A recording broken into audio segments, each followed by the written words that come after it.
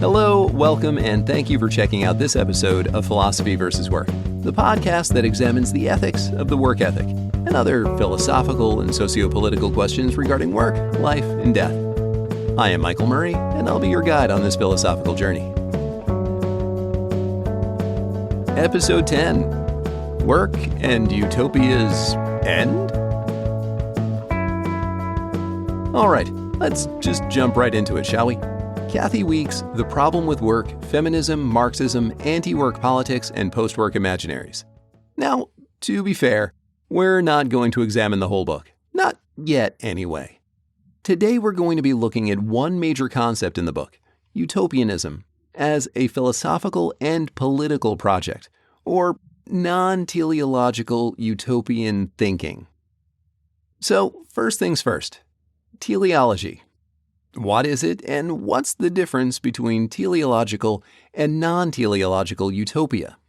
The dictionary version is that teleology is the explanation of phenomena in terms of the purpose, the ends, that they serve rather than the cause by which they arise.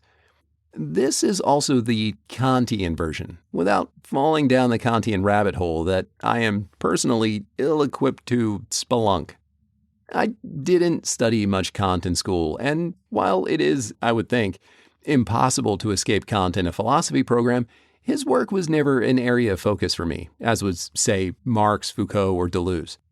The Wikipedia entry on teleology states it's a branch of causality, giving the reason or explanation for something as a function of its end or its goal, as opposed to the function of its cause. Now, this can, I think, unfortunately, be extrapolated out as an argument for things like intelligent design or some arguments for the end of history. Not good ones, though, if we're going to require a good argument to be both sound and valid. By fudging causality as requiring some end or goal and dismissing the possibility of happy accidents, whether we're talking about massively beneficial mutations over the course of evolution, or tertiary discoveries such as the invention of the microwave oven, or the Post-it note, which was in fact the exact opposite of what its goal was. Or looking back a little at the linguistics and semiology we were recently discussing, if you were to think about the concept of a chair, the telos, the end, goal, completion, etc., of a chair is something to sit in. A chair is a chair if it fulfills the concept of a chair. If you can't sit in it, well, either it's not a chair, or, as a value judgment, it's a bad chair. Okay, so short version, teleology, whether we're talking about phenomenology or aesthetics or ethics or what have you, concerns itself with ends as opposed to causes.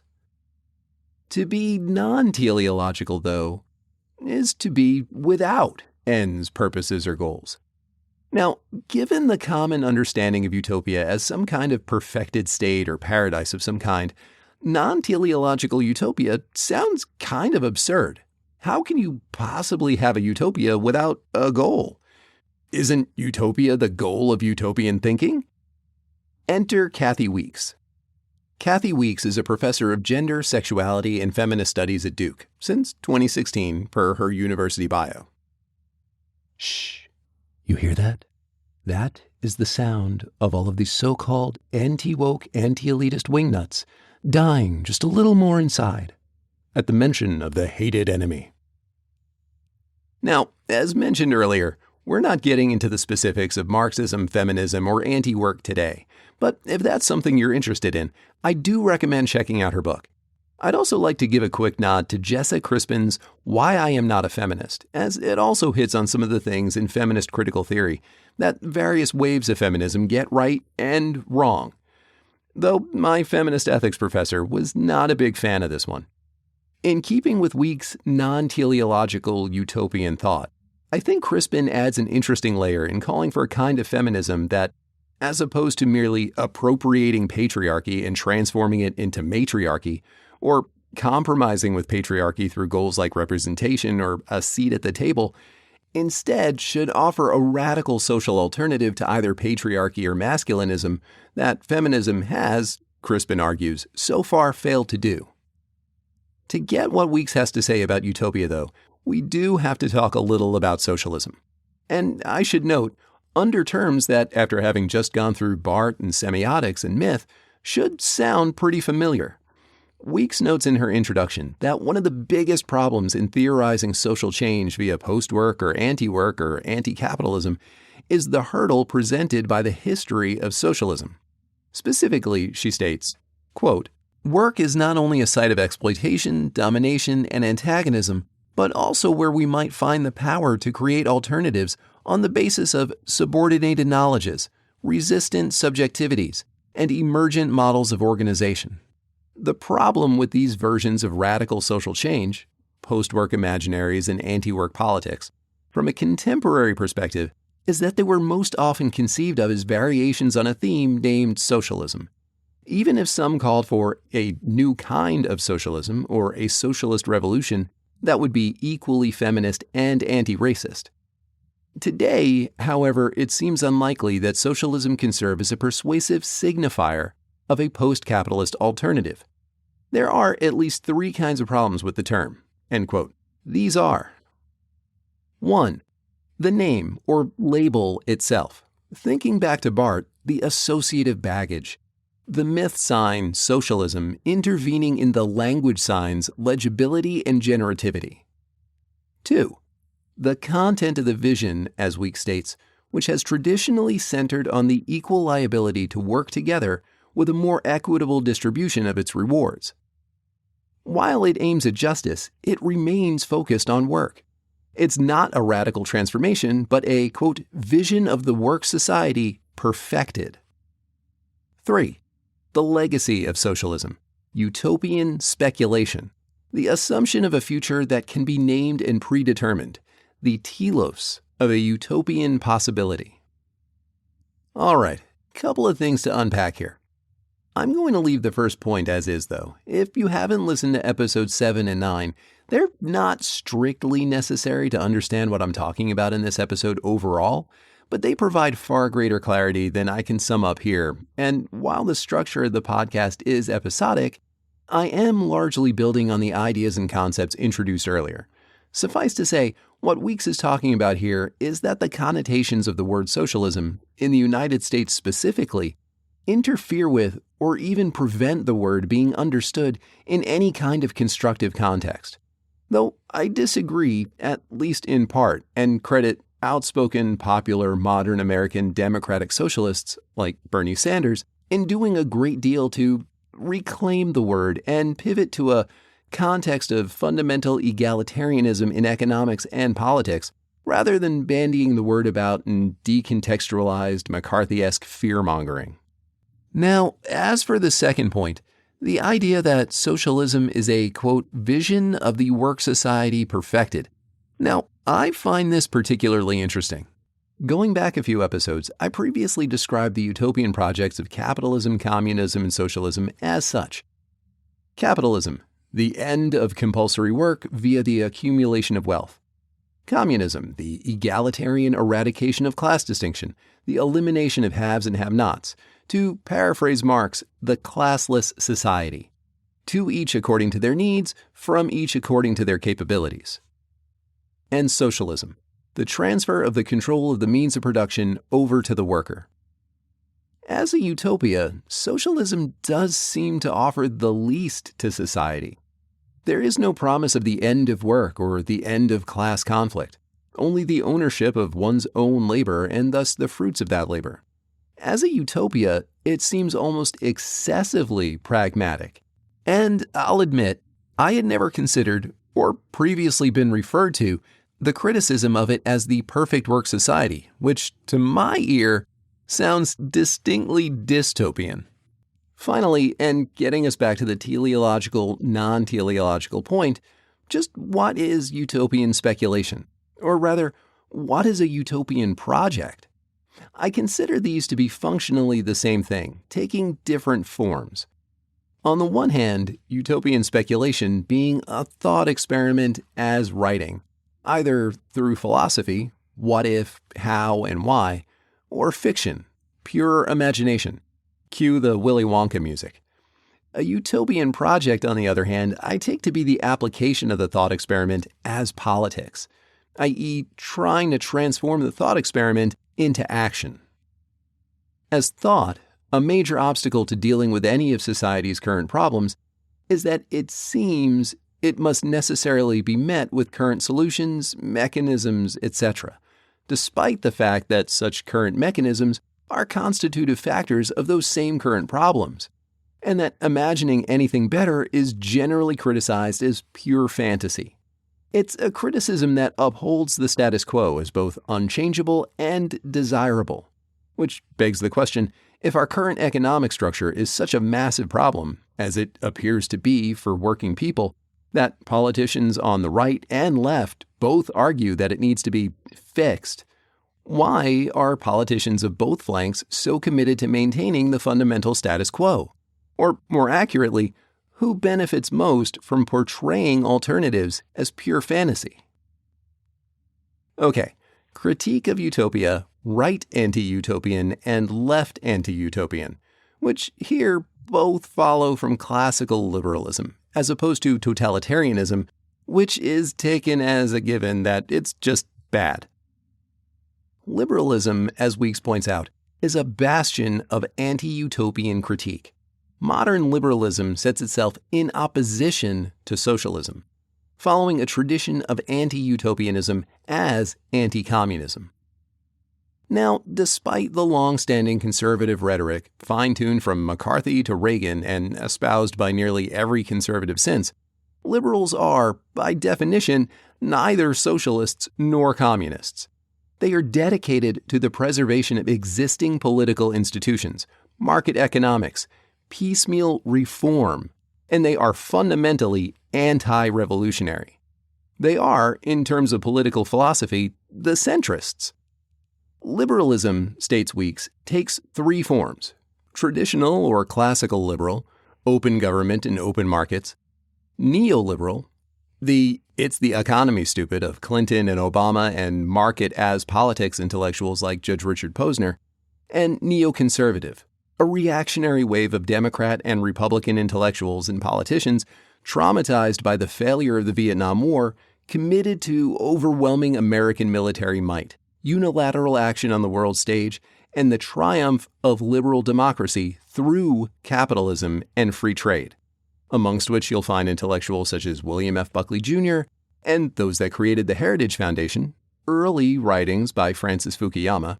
He later ceased to consider himself among this group and even criticized liberalism and capitalism's abilities to address societal problems, and politically, basically the entire George W. Bush administration. Though, given what I've read of Project 2025, I suspect the Heritage Foundation has, at this point, generally abandoned any interest in either open government or open markets in favor of something more akin to a hybrid of theocracy, government by a religion, and plutocracy, government by a wealthy elite. Now, as regards critics of utopian projects, specifically liberalist critics of utopian projects, Weeks points to some of the works of contemporary philosopher Karl Popper. Quick aside as regards demarcating periods of Western philosophy, modern versus contemporary can be a little confusing to the uninitiated. Contemporary points to basically the whole 20th century through today, though arguably including part of the 19th century as well, and starting with Hegel in Germany and the first state establishment of philosopher as a professional position. Modern, interestingly, covers pretty much everything from around the Renaissance to the contemporary era. Basically, there's a whopping 4 periods. Ancient, Greece and Rome. Egypt gets left out, despite its profound impact on both Greece and Rome. And everyone else, Persia, India, China, Japan, etc., all get lumped under Eastern philosophy. Medieval, but what about everything between ancient Greece and Rome and medieval Europe? Well, that just gets chalked up to the Dark Ages. That's not to say there weren't major advances in science, art, and philosophy, just that they all took place either in the East or in the Church, where philosophy was, to the Church, just bad theology or outright heresy. Modern philosophy, once Descartes realizes he thinks, therefore he is, and contemporary. Now, contemporary can be broken into two major camps: analytical, the dominant thought and method in Britain and the United States, and continental, as it was the range of dominant methods in Europe. Though it might more accurately be called temporal or historico-material, to contrast with the rationalist methodology of the analytical. Right, Popper. To be fair, we're not going to be getting too deeply into Popper's work, at least not for a good long while, likely. But I think it's important to follow Week's lead here and reference his critical position to utopian projects. And as best I can tell, and this is also true for Fukuyama, whom we'll get to in a minute, his problem lies with teleological utopian projects that uphold some specific end goal of a perfected state of some kind. Karl Popper, 1902 to 1994, is an interesting figure in both philosophy of science and political philosophy. Popper was briefly a communist, but rejected it and Marxism over the Marxists that thought spilling blood, potentially, if not explicitly, necessary for the revolution. He was a liberal and a Democrat, little l, little d, but found democracy guilty of being too weak to stop the spread of fascism and totalitarianism, and considered psychology, such as Freudian psychoanalysis, non-scientific because you couldn't experiment on it. Which gets to his major role in philosophy of science as regards rationalism, which, rough and ready version, means nothing can be proven, only falsified through experimentation. If an experiment proves something doesn't work, then it's been proven false. Otherwise, nothing can be proven true. Now, if this sounds at all familiar, it's because it follows the long tradition of Platonic rationalism, essentialism, formalism, etc. And without getting too deep in the weeds here, there's a major epistemological, what is knowledge and how we can know things, divide here between Plato and his student Aristotle, where Plato postulates that existence and knowledge can be reasoned by mental faculties alone. Aristotle insists the material world is the real world, and that in order to know anything, the physical reality of things must be taken into account. What Popper's combination of rationalism and experimentation does is try to reconcile the divide between Plato and Aristotle. Now, there are, of course, some pitfalls and potential dangers, I think, to this form of Platonic rationalism based on falsification, especially as regards defending things that cannot be proven, such as the existence of God, creationism, or intelligent design. So, if we want to hold up falsification rationalism, can we prove the existence of God by proving the complexity of the eye? Well, no. Even though some claim to do just this via arguments for intelligent design, ID. Logically, this runs up against the non sequitur fallacy. The premises do not support the conclusion. In the case of something like the complexity of the eye is proof of intelligent design, well, first of all, ID is creationism by another name, seeking to appropriate the tools of science and logic, so that proposition is, phrased honestly, intelligent design is proof of the existence of God. The complexity of the eye is proof of intelligent design. Therefore, if the eye is complex, then God is real. Let's break this down a little more. Premise A. The eye is natural and complex. Premise B. If something natural is complex, it was designed. If A, then B. A exists, A is true, A therefore B. Premise C. God exists. Premise D. If God exists, then God is the designer of complex natural things. If C, then D. C exists, is true, C therefore D. The eye is natural and complex, therefore God exists. A, therefore C. Well, first of all, C cannot be proven, so we move the goalpost. Special pleading fallacy, and argue instead for the complexity of the eye, that there is simply no way something could be that complex by nature. The appeal to nature fallacy, and must therefore be designed by something or someone, like God. The false cause fallacy, and of course the propositional fallacy affirming the consequent because you cannot get to A therefore C without C existing as the first cause of A, B, and D. So what you properly have is, if A, then C, C, therefore C, which is also ultimately the circular logic fallacy. Okay, back to utopianism and its critics. Following Popper, revolution, specifically though violence, disproves Marxism, and fascism by elected government disproves democracy. Now, important caveat here. First, as regards the Marxian revolution, it cannot be forgotten that this period of Marx's writing was co-written by Friedrich Engels, a fellow German philosopher and activist and revolutionary socialist that gets left out of both revolutionary and anti-revolutionary rhetoric on account of it just being easier to hold up one prolific writer and particularly distinctive-looking person as their hero or boogeyman.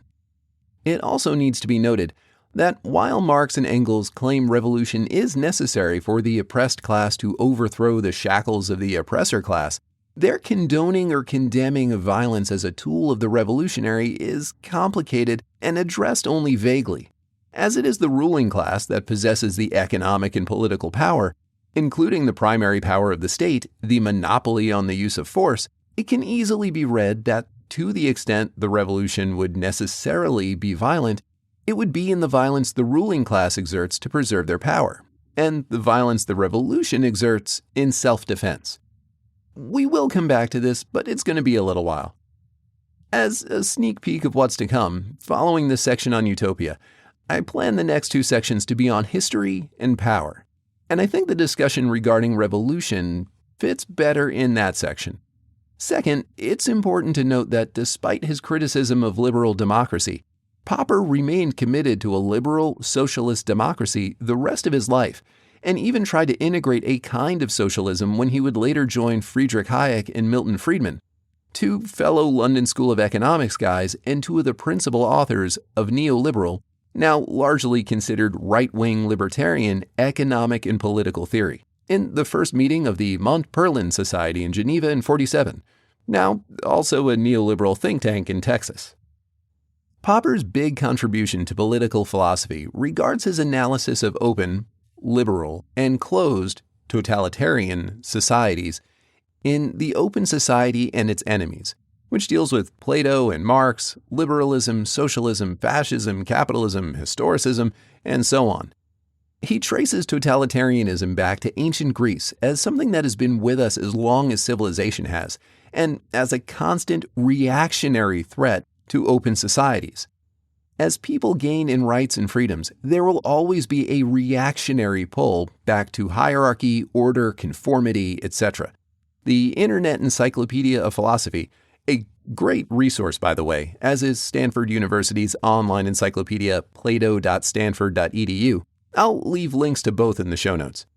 Notes the following regarding Popper's analysis of open and closed societies.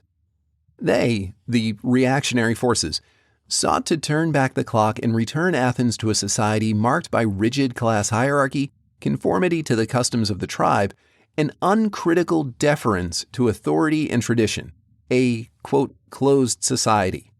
This move back to tribalism was motivated by a widely and deeply felt uneasiness that Popper called, quote, the strain of civilization. The structured and organic character of closed societies helps to satisfy a deep human need for regularity and a shared common life, Popper said. In contrast, the individualism, freedom, and personal responsibility that open societies necessarily engender leave many feeling isolated and anxious. But this anxiety, Popper said, must be borne if we are to enjoy the greater benefits of living in an open society, freedom, social progress, growing knowledge, and enhanced cooperation. Quote, it is the price we have to pay for being human. From Open Society, Volume 1. So, any of this reactionary stuff sounding familiar? Weeks also identifies Francis Fukuyama as a major critic of utopianism, though for different reasons. And interestingly, here's another neoliberal theorist who later changed his positions in response to the neoconservative movement his early writing contributed to. And we'll get more deeply into Weeks on Fukuyama after we get to Weber and the Protestant work ethic. Essentially, Weeks pairs Fukuyama with Weber over his, quote, resignation to a disenchanted world.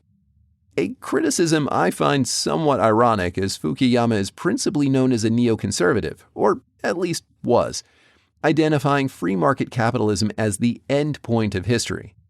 Fukuyama identified the end of the Cold War and victory of liberalism and capitalism as the end of the class struggle. It's almost an anti-utopia of, what are you talking about utopia for? This is utopia. Fukuyama's defense of anti-utopianism takes the following positions. Either A, liberalism is under threat, and as history has proven, though this is inductive and fallacious logic, the only alternative, and therefore the only threat to liberalism, is totalitarianism. Or B, liberalism was victorious. Woohoo! We made it, guys! Utopia is now. Don't you feel victorious? Week's criticism of Fukuyama here is that he's taking acquiescence for realism, that his analysis is a kind of economic fatalism. Consider one aspect of Marxist thought, the idea of the complete subsumption of capital. Capital's ability to take anything and everything, including that which is most profoundly anti-capitalist, and turn it into a money-making commodity. If you've ever seen a Marx was right bumper sticker, a Soviet Union emblem coffee mug, a Che Guevara t-shirt for sale, the kitschier the better, you've seen complete subsumption in action. If you've ever seen any popular media based on countercultural ideas or aesthetics, you've seen complete subsumption. What capitalism can do that anti-capitalism cannot, or at least not do well, is identify what people like about anti-capitalism and turn it into profit. Sure, an anti-capitalist nonprofit activist organization could produce a t-shirt or bumper sticker and distribute it for free as messaging or for sale to raise funds for activism, but capital can produce it faster, cheaper, exploit the labor that did so, and turn a profit on it. You may be driving around with your Marx was right bumper sticker, but somewhere there's a capitalist laughing their way to the bank to deposit the profit from that sale into their account. So, as far as economic fatalism, Week's point regarding Fukuyama is that his holding up of capitalism victorious isn't victorious or celebratory at all, but rather a submission to the idea that capitalism is somehow inevitable, predetermined. Fukuyama's end of history, circling back to Barth, is capitalism as myth, the conversion of capitalism from historical to natural. This also brings us back to the idea of teleological and non-teleological. Fukuyama's end of history is explicitly teleological. The ontology, what something is in its being, and the epistemology of liberalism is teleological. The ends, the purpose, determines the phenomenon. For Fukuyama, capitalist liberalism, and for Popper, the open society, are the telos of human civilization. There is no point in further utopian thinking. We know what the telos is. We're here. We just need to defend it. Alternatives can only lead to totalitarianism. All right. Weeks also looks into feminism as utopian and utopia critique, but I'm going to save this for our later discussion of Weeks' larger Postwork Imaginaries argument. It's a pretty rich section and entirely too much to unpack in the middle of what we're already discussing. So let's pivot and take a look at defending utopian projects. To do so, Weeks turns to Ernst Bloch and our old friend Nietzsche, whom she quickly admits she doesn't think he'd be much pleased with being considered a utopian philosopher of hope. But I think she makes a good argument for it. And I'll bet you've guessed what I'm going to say next. Yeah, we're going to get to that later. This is another area where there's just too much to unpack, and I find really interesting. So we'll take a look at Weeks on Nietzsche when we get to the violence of hope in a few weeks. All right. At a quick glance, Ernst Bloch was a utopian Marxist philosopher whom, for good or ill, or both, was a proponent of Sovietism, orthodoxy, and Marxism as faith. He wasn't opposed to religion or the idea of God, but rather saw both as an essential drive toward a utopian radical freedom on earth, or the kingdom of heaven as a utopian human future. But what's really interesting here, and yeah, I apologize. I think I've said interesting entirely too many times in this episode. But I think presenting a breadth of examples of ideas and criticism of utopia helps to get a better grasp on teleological versus non-teleological than simply defining the two terms and moving on. I presume if that's what you were looking for, you'd probably just do a quick Google search yourself anyway. What's really interesting is Bloch's ontology of the not yet. Quick aside, Deleuze and Guattari really pick up this ball and run with it in what they describe as becoming, in a truly non-teleological ontology, in which we never are. The present is a kind of illusion. We are always only becoming, and we never become anything fixed. We are always in flux. Their works are a fascinating, if kind of esoteric read. There's a lot of dense conceptual and metaphorical language based in philosophy and psychology. But it's one where, if you're willing to do the work, I think, is a really intellectually inspiring road to travel. And despite his being a contemporary and a kind of intellectual frenemy of Foucault's, and like Foucault, following right on the heels of Sartre, de Beauvoir, Camus, and Bataille, you're probably not going to see Deleuze in a curriculum until you're already pretty deep in a philosophy, film studies, psychology, or art history program. Now, for Bloch, the future is an unenclosed possibility, open to hope. It is the not yet become, the not yet conscious. And this is really the heart of a non-teleological utopian project. So, how do we define utopian reason in terms of an ontology of becoming, or an ontology of the not yet? Utopian reason challenges the rationalist denial of the intellectual productivity of the imagination.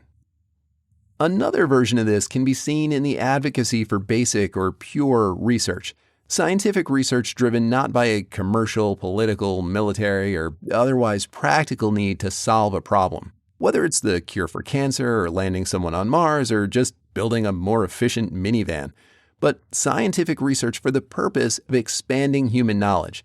Now, utopianism is likely to be a pretty poor argument for research funding, especially in a capitalist economy where the owners of the capital and resources demand ROI estimates and specific timeframes for deliverables. Investment in pure research, as regards specific projects, could change the world. Or it could go nowhere. It's like betting on a specific set of numbers in the lottery. The odds of winning are astronomically low, but the only thing that is certain is that you can't win if you don't play. And someone always wins. Eventually. With pure research, the winner is, more often than not, everyone. Okay, Weeks, Bloch, and the Project of Hope.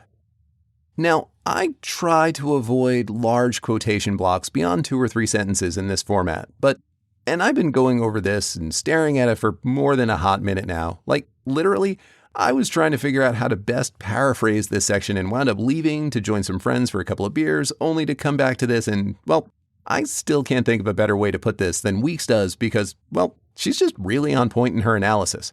So, since I'm not about to just read you all 3 pages from her book, here's the really abridged version, interspersed with my commentary. And if you want to see where I'm directly quoting, paraphrasing, editing, etc., please check out the transcript of this episode.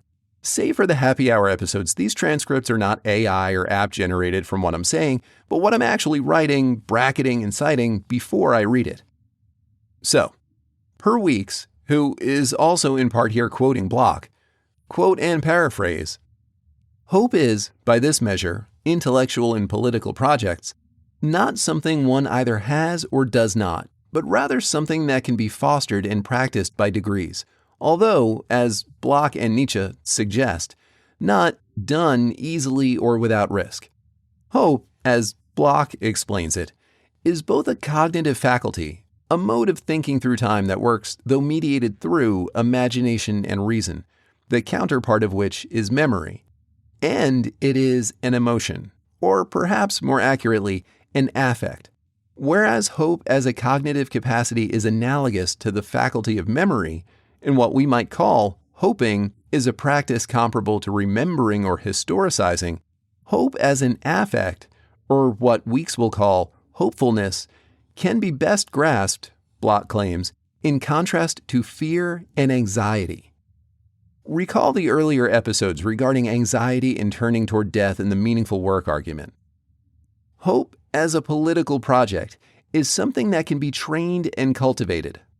Now, if anxiety is the reaction to something like turning toward death, hope, as opposed to resentment and nihilism, can be the mechanism by which action can be taken to rectify or at least mitigate the cause of the anxiety. But to be effective, hope must take the form of action. The greatest challenge facing hope as a cognitive practice is our difficulty thinking beyond the bounds of the past and present. We need to be able to think both backward and forward, to both reflect and project. Hence, part of the project of learning hope involves developing the cognitive capacity to think through time in both directions. Now, Weeks continues, in order to be both a useful intellectual exercise and a politically effective force, utopian hope must be based in analyses of the present conjuncture, the sum of the circumstances producing the current crisis, and in relation to existing tendencies and credible possibilities. A concrete utopia conceived from feet on the ground rather than an abstract one from heads in the clouds. As regards abstract utopias, their contents are fantastic and their function compensatory. They also run risk of doing real harm, which we'll get to soon enough with the violence of hope in a few weeks. Concrete utopias, in contrast, are more anticipatory than compensatory. Note here Weeks is referring to Ruth Levitas's essay, Educated Hope, Ernst Bloch on Abstract and Concrete Utopia, in Not Yet, Reconsidering Ernst Bloch. Now, here's the kicker. In addition to the challenge facing hope as cognitive project, Weeks notes that the, quote, epistemological challenge of thinking a concrete utopia is that we must think a, quote, real possible, a future that is grounded in present possibilities. So, sure, we can imagine a Star Trek socialist utopia where everyone and anyone, on Earth anyway, has free and equal access to energy and the means of production, and where sexism, racism, and scarcity no longer exist. So everyone can make of their life whatever they want and have the capacity and talents to do. But this vision isn't grounded in present possibilities. There's no such thing as dilithium or replicators or Starfleet. Now, that doesn't mean we can't try to address sexism, racism, and scarcity by trying to imagine a world in which they don't exist. Nor does it mean Star Trek can't give us hope, only that, in the first case, we need to address these problems based on what can be done now, and then continue to think how to do better. And in the latter, to know that it's ultimately escapism, however better it makes us feel in the moment. Side note, I seriously cannot wait for the next season of Strange New Worlds. That show is just chef's kiss. All right, to wrap this long section of citing Weeks, as she also identifies what we need to avoid and what we need to aim for in concrete utopian thinking. Quote, whereas concrete utopianism is grounded in present possibilities, it should not be confused with either idealism or futurism. In terms of what we might think of as the idealisms of the status quo, any number of dreams of change come to mind. From neoconservatism's ideal of national solidarity anchored by the work, family, and religious values of its citizens, to neoliberalism's vision of the world made free and fair by the unhindered reign of market logics, or the post-neoliberal vision of a post-racial city on the hill that was often attached to the Obama campaign signifiers of hope and change.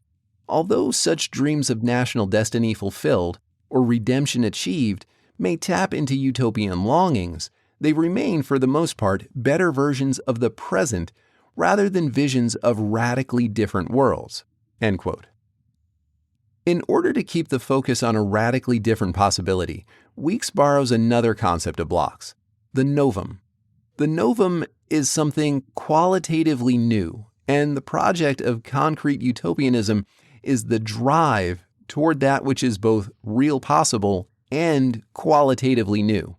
And this is essentially what non-teleological utopianism is. It's open-ended. There's no fixed goal or end of history to be achieved. Only an ongoing project of making the world both better and better in a way that is radically different. To, again, turn back a little to my Toward Meaningful Work project, there was no specific endpoint to achieve. Even if meaningful work for all workers could be achieved, there's no reason to stop there. Nor do I believe it's an idealistic project. I think it's a highly practical and ethically critical project to place greater value on thriving than merely having a job and working for the sake of work. Now, of course, I find it exceptionally unlikely something like meaningful work for all, under the present economic structures, can equate to full employment for all. The economy itself would likely have to evolve into something radically different itself, and this is where the project of utopian thinking comes in. First, we need to embrace the anxiety that comes along with recognizing there's a problem. And rather than pathologizing that anxiety, sanctifying or medicalizing the status quo and preserving it by treating ourselves with drugs, alcohol, religion, media, or worse, nihilism. But to do so, we need to have hope that a better future is possible, and the imagination to try to conceive a radically different, possible, and ever-evolving future. All right, as I mentioned, we'll be coming back to Weeks, along with James Livingston, later to address the details of Antiwork and Postwork Imaginaries. But next up, we're going to pivot into some of the problems utopian thinking faces. Next episode, we try to tackle the violence of hope, how hope can be deeply conservative in preserving the status quo, the dangers posed by progressive narratives, and we start to unpack some Nietzsche. From there, why thinking about anything beyond capitalism is so difficult with Mark Fisher's capitalist realism. Now, given recent events and the political timeline for this, changing things up a little in the schedule for the remainder of this arc, the Republican campaigns this cycle have pivoted their anti-abortion rhetoric of the past decade to one of the importance of the child, spearheaded by VP candidate J.D. Vance in his past and recent comments about childless cat ladies and adults without children being sociopaths and deserving no say in the future of the country. Given the upcoming VP debate on October 1st, which would be an episode drop day, I'm going to shuffle Lee Edelman's No Future and the child is myth and political rhetoric up a bit. I'll post updates on that episode to the socials. As of right now, I'm not sure if it makes more sense to get that episode out ahead of the debate or wait until after the debate and see how much needs to be responded to. Right now, I'm leaning toward the latter. I hope you'll join me. Till then. If you enjoyed this episode of Philosophy vs. Work, well, you know the shtick. Please like, subscribe, follow, leave a review. It really does help to grow the show. You can stare all you want into the algorithm, but it doesn't stare back without likes and subscribes. Don't forget to check out the show notes for details on any authors, texts, etc. referenced directly in this episode. If you find the project valuable, consider supporting the channel. Or maybe you're feeling generous and just want to support my coffee habit, or keep Keo in catnip. Either way, links to support the channel are in the doobly-doo below. Thank you.